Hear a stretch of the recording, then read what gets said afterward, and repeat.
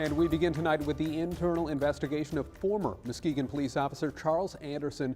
He was fired 11 days ago after a couple interested in buying his home found a framed KKK application inside. Today, police released a redacted version of their 400-page internal investigation. That report suggests the decision to fire Anderson may have been reached in part on the requests of social justice leaders and pastors in Muskegon.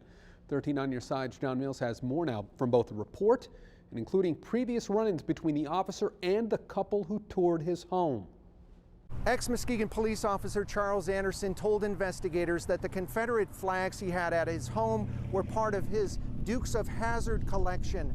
The framed KKK application was part of his extensive antiques collection. Those explanations were included in this 421-page internal investigation released early Monday on the City of Muskegon's website.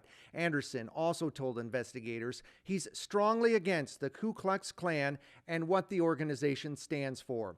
The city's police chief placed Anderson on administrative leave after Rob Mathis posted a photo of the KKK application taken from inside Anderson's home. The home was for sale at the time. Following the internal investigation, the chief terminated Anderson's employment.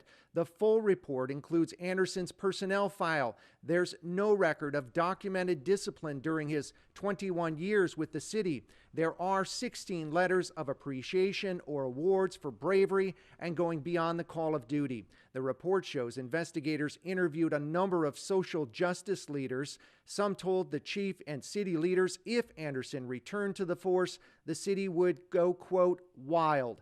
Investigators also determined over the last decade, Rob and Raina Mathis had several run-ins with Officer Anderson while he was on duty. Most notably, in 2008, Anderson arrested Raina Mathis during a traffic stop. Mathis says she didn't realize the connection from more than 1 decade ago. Not until today, until the report came out. I had no clue. Did you guys target his home?